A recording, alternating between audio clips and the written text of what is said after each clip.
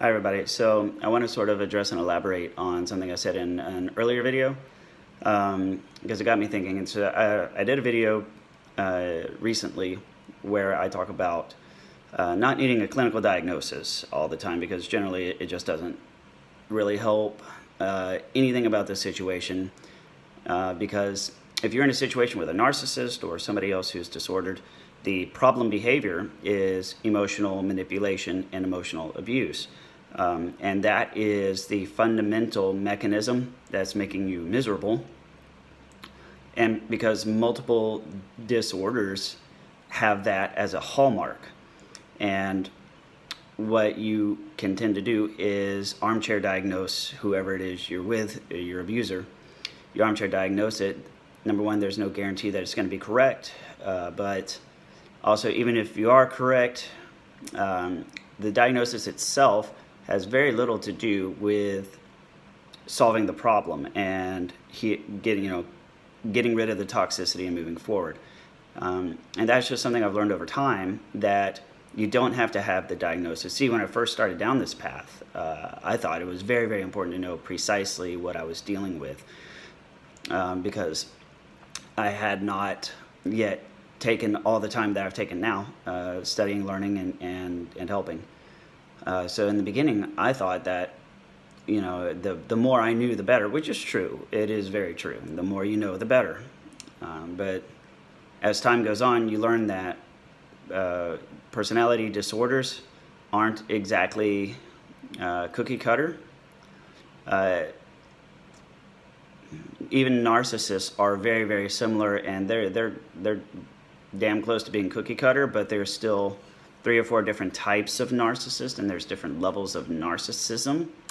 And the thing with a disorder is, in order for somebody to be classified as having a disorder, their mental condition, their modus operandi, has to be causing dysfunction in several key areas of their life, such as their job, their family, their relationships, friendships, that type of stuff.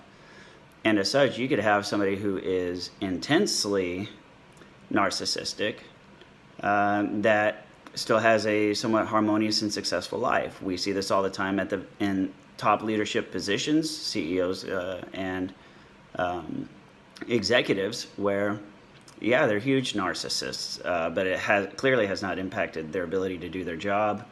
They have lots of friends, they have a healthy social life. So what do you say to something like that? Are they disordered? Well, it looks like their life is fairly orderly, so who knows? And that's why I say don't go chasing the disorder a whole lot. But for the sake of education, and so I kind of sort of giving you guys the buffet of disorders that you will find to be somewhat narcish, whatever you want to call it, because I'm sure you came here looking for narcissism. Similar disorders are that can also be attributed to or related to narcissism or mistaked for narcissism are the following. Narcissism, borderline personality disorder is also closely related. Bipolar disorder is oftentimes somebody who's borderline or narcissistic can get diagnosed as bipolar, and that's because of the deficits in whole object relations and object constancy and lack of empathy. You tend to have these wild and very polarized responses to people and situations. So bipolarism can actually be a misdiagnosed borderline, and vice versa. Additionally, on top of that, within the cluster B of personality disorders defined in the DSM-5, there's another disorder called histrionic personality disorder. And now it doesn't necessarily include emotional abuse, but people who are histrionic are over-the-top attention seekers. So they're the ones that everything has to be about them. They got to be the center of attention. They're the ones who run down the street naked. We can all think of people who were insanely histrionic. The look at me kind of people all the time. You're like, shut up, nobody cares. Those people.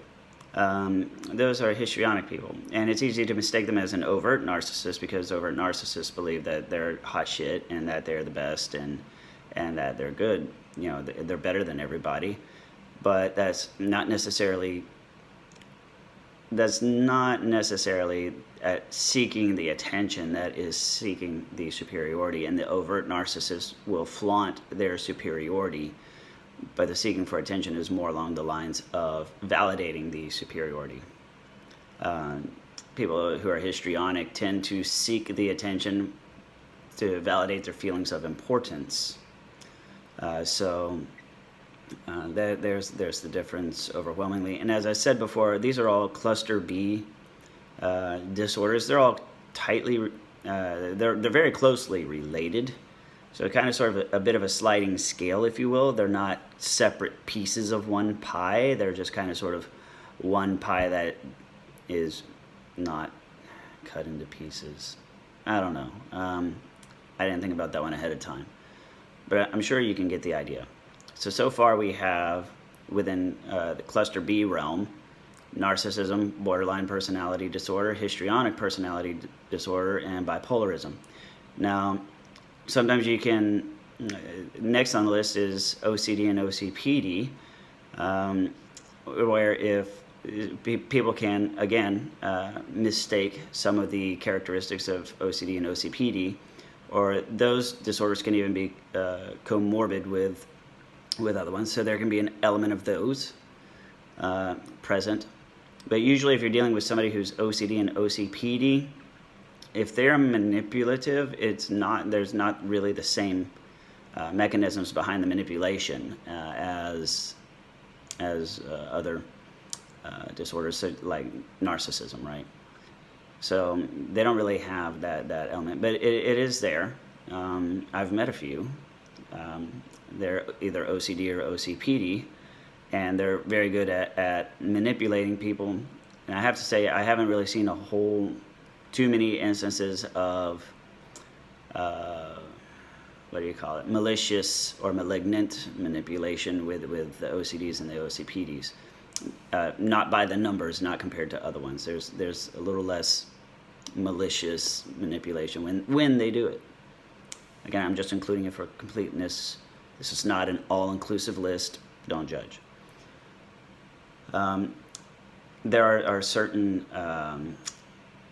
conditions, like being a sociopath or a psychopath. Those aren't necessarily a disorder so much as it's just characteristic and a way you get through life. But manipulation is very common, and you'll often see sociopathy and psychopathy mixed in with everything else I've just mentioned. It's sort of a sprinkles, like it's just a little added sprinkles on top of whatever disorder you're talking about. And then the last one, and I saved this one for last, is ADHD. And I myself, being an adult with ADHD, I can be the first to say it's complicated. ADHD is really, really complicated. There are overwhelmingly 5 subtypes of ADHD, and ADHD manifests from the limbic system in the brain, of which, depending on what literature you read, has anywhere from 27 to 33 to 35 brain structures, neurological structures involved in the limbic system. Any one of those or combination of those can result in ADHD, and it's really out of scope for this video to dive too deep into ADHD. I'll suffice it to say where you'll see ADHD manifest itself is in the impulsivity and the impulsivity of lying. So if somebody is an impulsive liar, that can be mistaken for somebody who is a compulsive liar, or somebody who's a pathological liar. You can see all of those within ADHD. I'm not going to say that someone with ADHD can't be any of those types, but it's driven by the impulsivity of the disorder, where I can tell you firsthand with ADHD, I tend to be very, very self-conscious of stuff I forget to do, important things that I forget or drop or space out. And it sucks. It's kind of a shameful thing, right? So I don't always like having that, brought up to huge,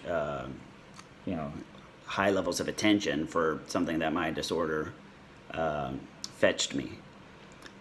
So I tend to shy away from having it, the light shown on my disorders, and I think everybody else is like that as well, right?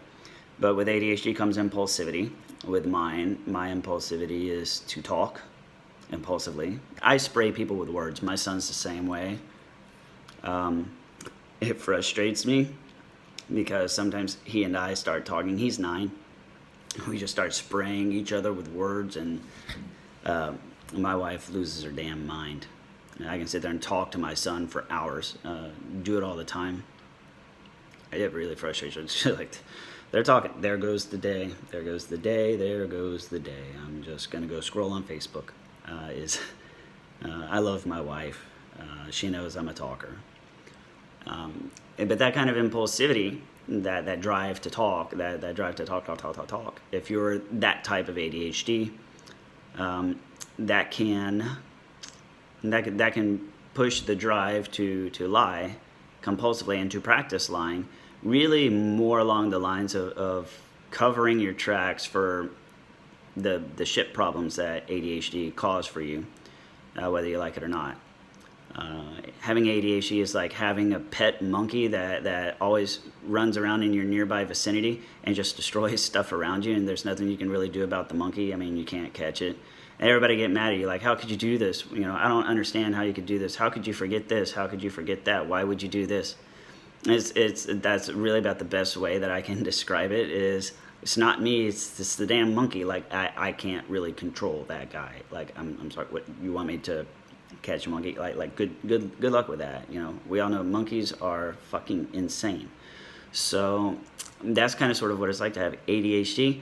You can't help it. You can't really control it. It's just this random process, state of being. It doesn't manifest itself as conscious behaviors, and so as a result, sometimes if left untreated, then people who grow up as ADHD, unfortunately, learn the practice of lying, developing the skill at lying, improving their skills at lying, and becoming proficient at lying, just as a defensive mechanism, a protective mechanism, as a way to keep the monkey invisible to everybody else.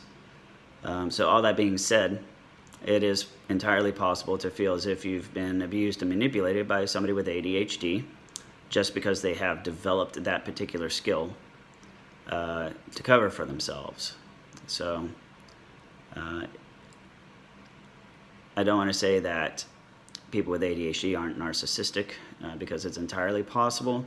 Yeah, I would say that when I was younger and in college and thought I knew everything, I was closer to the verge of being an intellectual narcissist, and that's just because I love to talk and I love to debate. And I guess having going to school at the time for engineering, I was well educated in many different areas, and Lord help me when I hear people talking about the wrong thing or spreading misinformation, then I wanted to hop in on the conversation and convince them that that is incorrect, that's misinformation.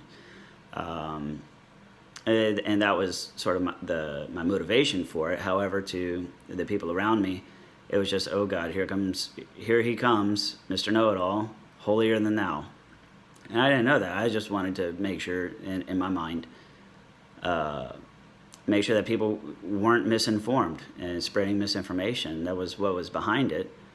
And to me, I had no idea I was coming off that way, but now that I'm older and I've met people that do what I did, I can easily see that as being intellectually narcissistic. So just keep that in mind. If you have somebody who's ADHD, and a very impulsive talker, happens to be well educated, then you're going to see that type of behavior. It's going to closely resemble intellectual narcissism. But again, you don't need the clinical diagnosis to recognize that you're in a toxic relationship. And if you're in a toxic relationship, get out. It's toxic. So that's all I got. Thank you very much for watching. Please like, comment, or share, and I'll see you on the next video.